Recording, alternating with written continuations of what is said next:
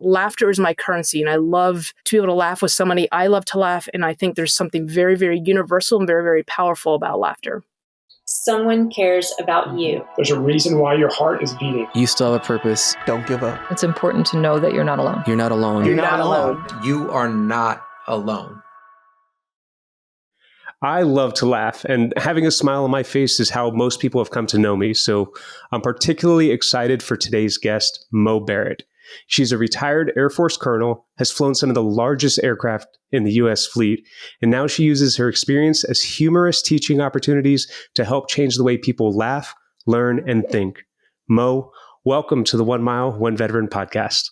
Thanks for having me, Danny. And it's no surprise that people associate your smile. You got a great smile, so that is fantastic. Thank you so much. I get it from my mom. There you go. I'd love to know a little bit about your background before we dive into the work that you're doing now. Where did you grow up, and how did you come about joining the Air Force? Well, thank you for thinking that I've grown up. I grew older in Northern Virginia. So my dad was actually in World War II. And so when I grew up, it was a Mr. Mom situation. So he was like 52 when I was born. But I grew up in Northern Virginia, the suburbs right outside of D.C., in a very, very Brady Bunch type of upbringing, blended family. But yeah, so just very suburban, very typical, very Brady, kind of Niceville upbringing in Northern Virginia. Oh, wow. And nothing kind of spoke to you about like the Marine Corps or the Navy being so close to Annapolis and Quantico? No, I felt smarter than that. So I wanted to set my sights. I say, hey, we're already going to start. Yeah. No, my dad was in the Army Air Corps and my brother was in the Air Force. So I knew, I think probably from when I was 8 years old, that I knew I was going to be in the Air Force one way or another. It wasn't like a choice. It was kind of like, well, that was just, I was going to be in the Air Force. I didn't know how I was going to get there. I didn't know what I was going to do, but I just kind of knew that as a fact. Now, I kind of understand that your path into the academy wasn't necessarily a straight one. You didn't necessarily do so well in school, so you had to take a community college. Is that right? Yeah, that's correct. Yeah, and nice play on the straight thing there. But unintentional puns and wordplay is the best.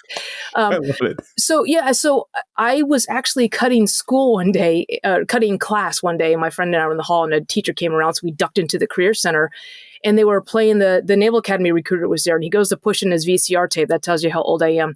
And the tape broke, and so we put in another school that was just the same, and it was the Air Force Academy, and I knew about it. I wasn't interested in it, but I was really just trying to get away from the hall monitor. And I saw everything about the Air Force Academy. It was something that just appealed to me. And I'm like, oh my God, I need that. That's what I want. That's what I want to do. So I ran down to my guidance counselor and he just laughed at me. He said, your grades aren't good enough. Your standardized test scores aren't good enough. He goes, you're never going to get in. He goes, you need to set your sights on a safety school like community college. And this was back in the day, we had the guidance counselors who were also like the head football coach or whatever. And I'm very motivated by the word no, N-O. And I am also motivated by the word no, K-N-O-W. But he was right. So I did not get in the first time I applied to the academy. I did go to a prep school. I did go to community college. And then I reapplied. And I think just that perseverance is what they let me in for. But taken like the SATs 11 times and the ACT 7 times. So wasn't successful in the first try. And so I was kind of a year behind, but got in and got to do what I was doing. But the most important thing about getting in after someone tells you no is going back in uniform at Christmas break and going right to his office and having him go, I always knew you'd get in. And I'm thinking, no, you didn't. But that is something that people try to say. I was just trying to motivate you. I was just trying to teach you to be a little bit more resilient. Yeah, thanks. No. I love the fact that you went after what you wanted and you weren't going to let no be something that determined your fate moving forward. Where did your military career end up taking you? So, was at the academy, and it used to be if you were medically qualified, you went on to pilot training. But I was there during this. I don't know what they call it. We call it a bathtub now, where they basically say we have too many pilots. We need to cut them back. So the day before my junior year, they said, "I get it. There's 1,000 of you who want to go to pilot training. Only 225 of you are going to get slots." And it got really ugly and really kind of cutthroat because everything was measured, your PT scores, your military GPA, your regular GPA. And I was lucky enough to get one of those 225 slots. And it wasn't like one of those things where I always had this vision of being a pilot. It was just an opportunity, and I kept saying yes to it and then working hard to make it happen. So I started out in pilot training, took a little turboprop plane down in South America, did that for 2 years, and then went to Travis Air Force Base in Northern California to fly the Lockheed C-5, which is the largest one in the U.S. inventory. And we say it's the largest one in the world, but the Russians actually have 2 that are bigger than it. I just don't know that they can afford the gas to pay for it and fly for it. But yeah, so I did that. But then I had a heart condition. And anyway, whatever it was, I had to be taken out of the cockpit. And so in late 99, late about 2000, I switched over to a thing called TALSI, Tanker Airlift Control Element. And basically we'd go into bare fields and set up, and you probably as a Navy corpsman might have deployed with some of these guys, where we would just go to a bare base. It was like camping with 100 people you didn't want to camp with. As it happened, right as I was certified and qualified in that job, 9/11 happened. And so I ended up going to Karshi-Khanabad and setting up an air base there in Uzbekistan. Then did the same thing, kind of went into the public affairs career field. Again, just trying to navigate a world where technically I was a pilot, but I wasn't allowed to fly. And so just kind of navigating that. So my second to last assignment after right before the Pentagon, which is where I retired out of, was in Stuttgart, Germany at an army base. So army post, I guess. So got to go get around. Now, when you ended up developing a medical condition and they told you, hey, we can't have you flying these planes anymore, which was probably a very deep sense of identity at the time, how did you end up navigating that and still committing to the Air Force? At one point, I have never been asked that question before. It was one of those things I remember going to, because I had to go to like Brooks in San Antonio for the medical like treadmill test and all that other stuff. But I remember thinking in my mind that being a pilot wasn't all I ever wanted to be. And I remember telling the doctor I would rather be a former pilot and a healthy human. And I remember, and that sounds like a really mature thing, especially for something that would come out of my mouth.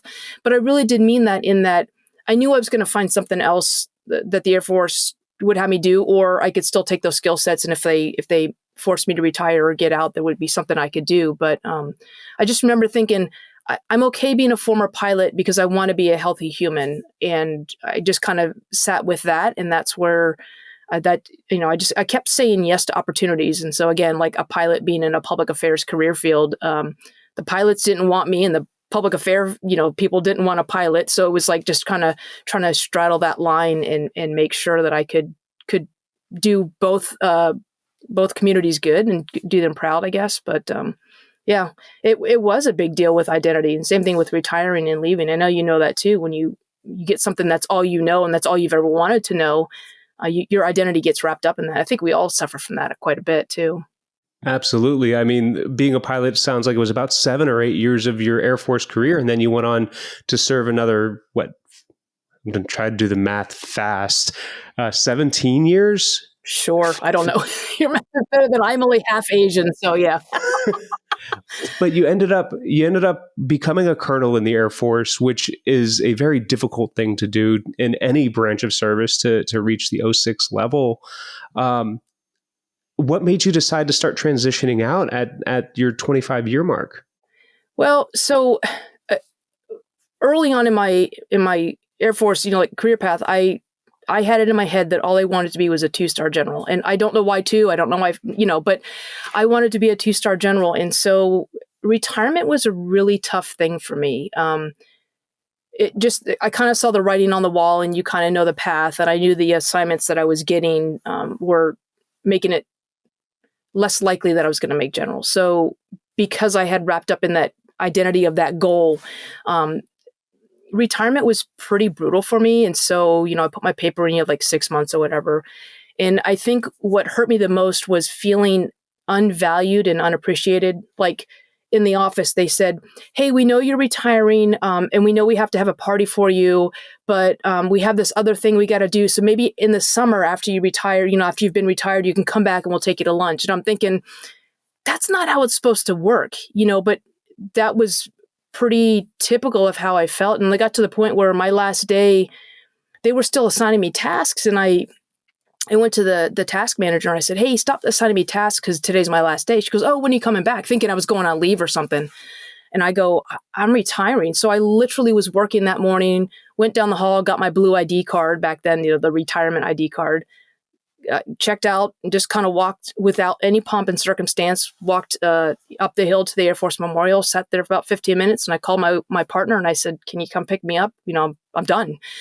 And that night, my senior rater actually emailed me and said, I had no idea that today was your last day in the Air Force. And I'm thinking, well, the guy you supervise knew and my boss knew. So it was like this whole, and it was a really crappy 3 days after that because that's all I ever wanted. I hadn't achieved my goal of making a 2-star general, and I felt so unneeded, unnecessary, and unvalued and unappreciated that those first 3 days right after retirement were pretty rough. That's an incredibly difficult transition to go through. And I wish I could say that like it was uncommon for that to occur, but I know that a lot of veterans do go through that transition. Was there anything that was helping you through those early days? No. That sounds really crappy too. So my wife retired about 8 months before me, and she was the vice wing commander at MacDill down in Tampa, Florida. And her retirement, again, because she was the number 2 on the base, had a whole support staff and the people that put that all together. And that actually made it worse for me because I saw, she had I went down for it and everything else like that. But it was like she had a dinner before the ceremony. It was a fun party and tons of people showed up. Everybody in her family came out. My family came out for her retirement. Then we had the formal ceremony. Then we had the party after the ceremony. And then 8 months later, I go through this this complete 180 degrees on the dot difference of an end of a career. And so a lot of it was just kind of sitting with that and thinking, was I responsible for planning my own party? I mean, it just, that kind of really, it kind of gets to you because because of that extreme, I think that actually made it worse. So I think that made it worse. And so I don't know how I got through those 3 days. I just remember feeling just like crap. I mean, I just felt unappreciated. And I think the only thing that helped me through it maybe was trying to make sure that other people didn't feel that way. I mean, you only know what you know and you can only control what you can control. But, maybe seeing how I can see other people and appreciate their contributions.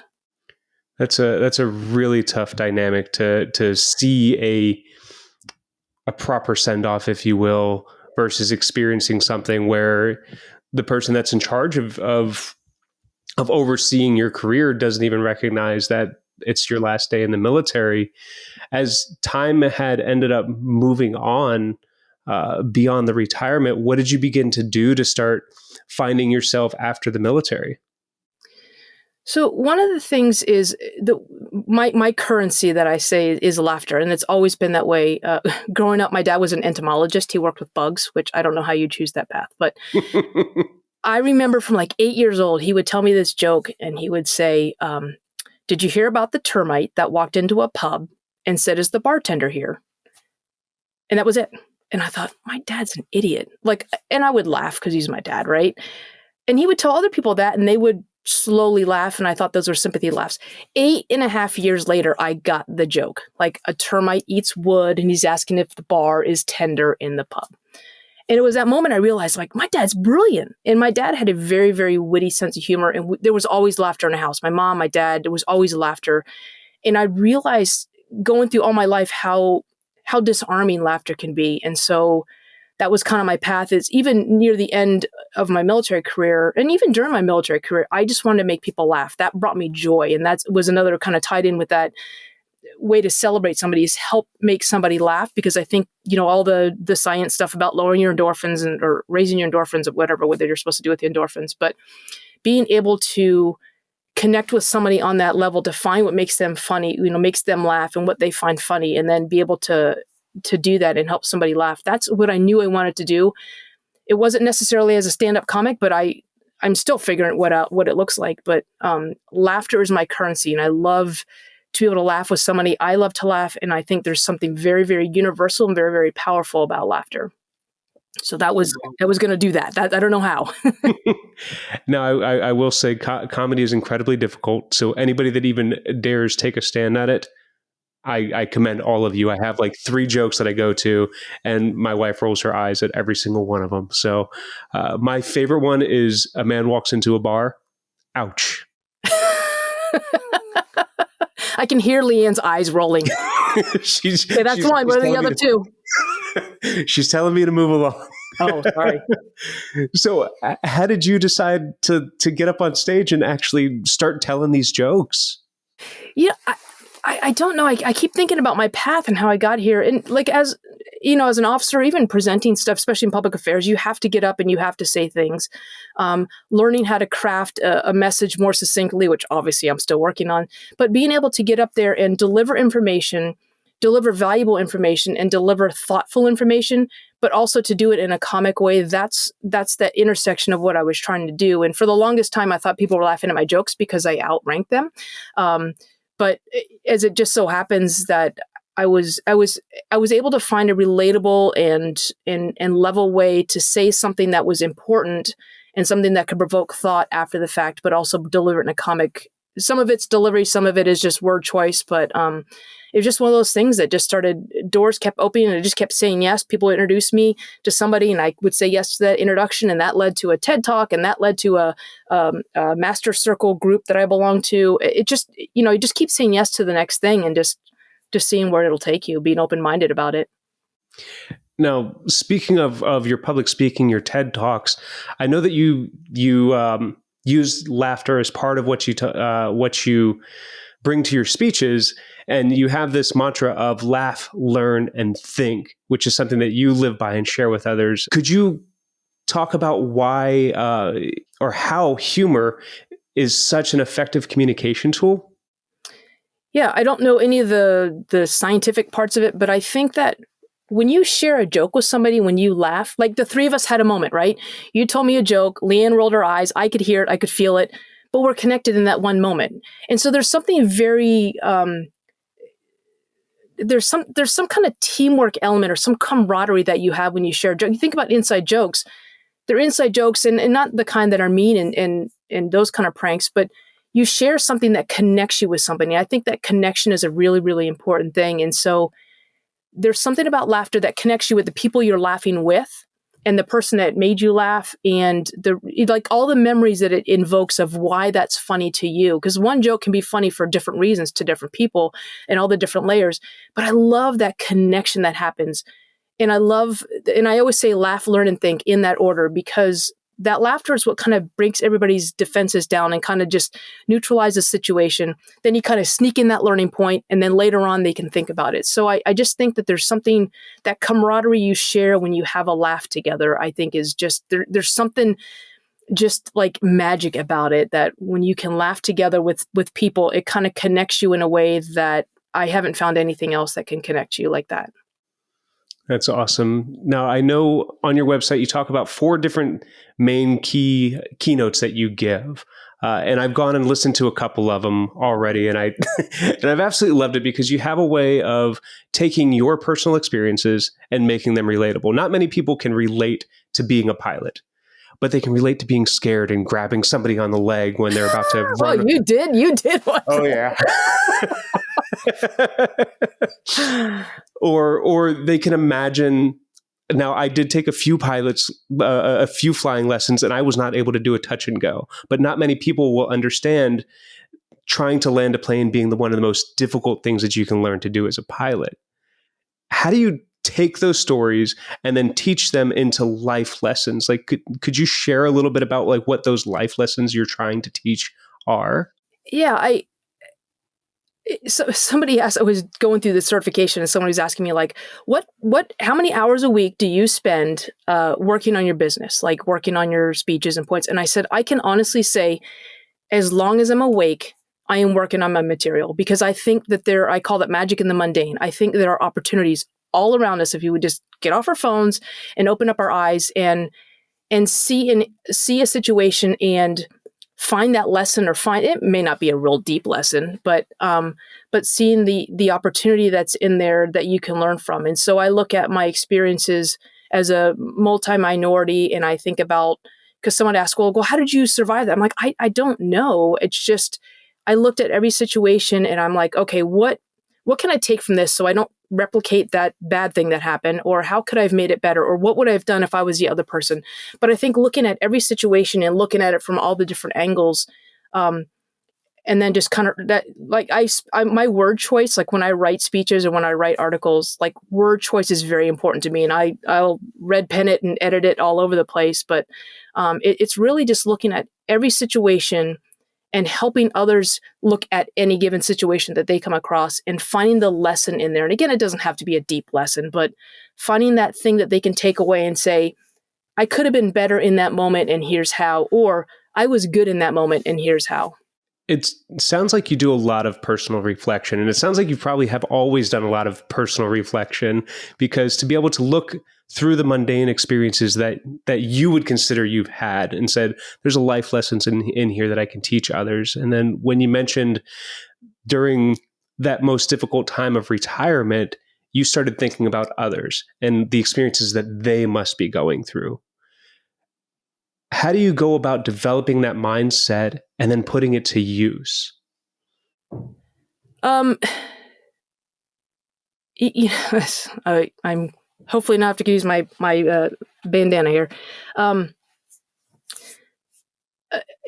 you think about the whole existential, like, why am I here kind of thing, and I have decided that my purpose in life is to bring laughter, in a positive, not mean, joking way. But I think a lot of it is just figuring out what is your contribution to the earth. And again, it doesn't have to be deep. I mean, some people would say making people laugh is not, curing cancer or anything like that.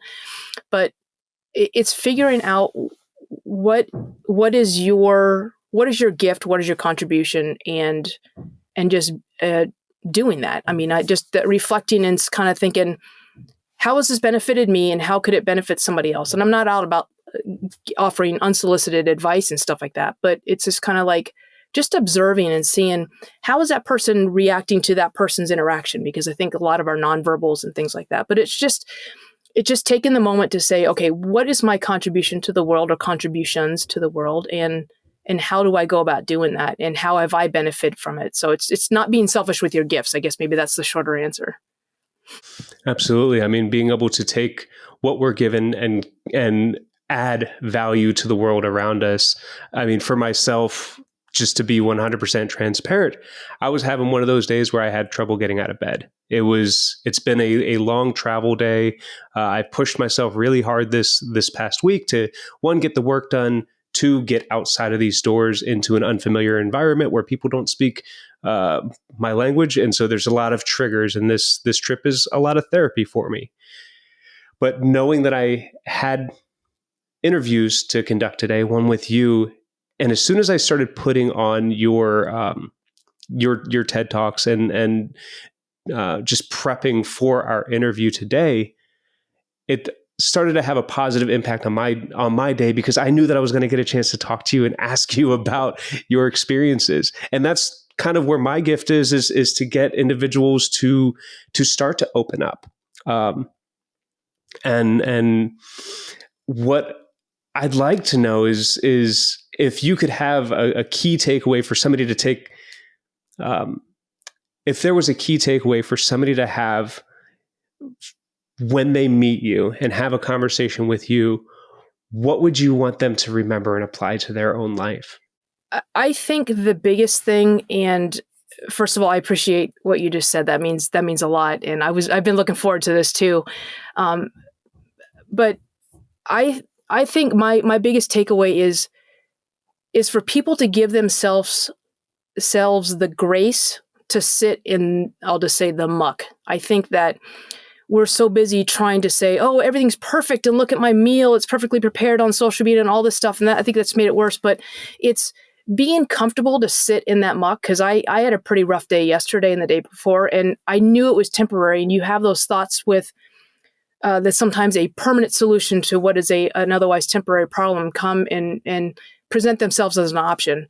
And I know it's going to get better. I mean, it may get worse before it gets better, but give yourself the grace to sit in that crap, in that muck. And then I always tell people, find your blooper reel. And what I mean by that is I have this 9-minute YouTube link, and I don't know why I find it funny, but I can be in the worst mood. And as soon as I watch it, it's a bunch of news anchors and weather forecasters, and it's just their bloopers from all over the world. For whatever reason, I know that if I watch that, my mood will shift, and I will be crying because I just think it's so funny. But even more important than that is we call it, my business partner and I, we call it a reboot checklist. When you are feeling upbeat and well, write down the things that make you laugh. Write down the person that you know you can contact that will answer the call no matter what, that will ask no questions and will just be by your side. Find the snack, find the meditative thing that you need to do. Find all the things that bring you joy when you are feeling upbeat. And then keep that piece of paper handy. And then because I had done that, I had this reboot checklist, and I had that blooper reel on there. And the other thing, my guilty pleasure, is I walk through Staples of all things. I don't know why. My best friend Katie, her guilty pleasure is walking through thrift shops. No one's judging. Write down whatever brings you joy, but write it down when you feel that thing, and just kind of keep it handy, because then when everything goes to hell in a handbasket, you're not thinking in the right mind. And those of us who have had those thoughts of maybe not wanting to continue on this earth, you're not thinking logically. You're not thinking you just got to go through that process. But if you pull out that reboot checklist and you're like, oh yeah, that YouTube video, or let me just go to Staples. I don't know if it's going to make it better, but that's made it better in the past. But find what is going to reboot you and kind of get out of that cycle. Because otherwise we do perceive this as an option, this permanent solution for what are temporary problems and temporary mindsets. So find your blooper reel and be okay sitting in the muck, or find somebody who's going to hold your hand while you're in the muck and just sit with you while it lasts. That's such good tips. And I know that you've probably taken those and developed them over time, just like I've taken mine. Having a blooper reel, a reboot checklist, whatever it is that you're doing, make sure that you're making it in a clear mindset so that you can allow yourself to feel those emotions, but not camp there. I love it, Mo. You are such a great person to talk to, an amazing comedian and speaker, but you're also an author and a podcast host. So I'd love people to be able to find you. Where can people connect with you and enjoy and continue to learn from you? Yeah, so my website is just mobarrett.com. So 1 O, that's Moo otherwise. So MOBARRETT.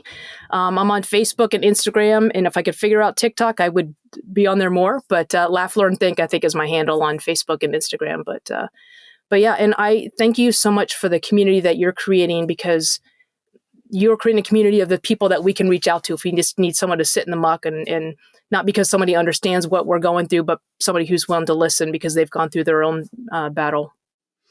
Absolutely. It's my pleasure and really an honor to have you on the show. Before I let you go, can I just ask you one more thing? Of course. What would you say to somebody that is currently going through a struggle? Be okay with the struggle. Don't just be okay with that negative. I think so many times in the military, especially in the military or in life in general, where we're like, we got to put on that brave face. And like some days just suck. Some days you're like me and you take a 4-hour nap on the couch and don't move. I mean, you have to be okay with letting yourself feel that and let yourself be in the moment. So just give yourself the grace to be in the muck, really. But then find your blooper reel. That's absolutely beautiful, Mo. Thank you so much for coming on the 1 Mile, One Veteran podcast. It's been a pleasure. Thank you for having me. I'm excited about this. Thank you.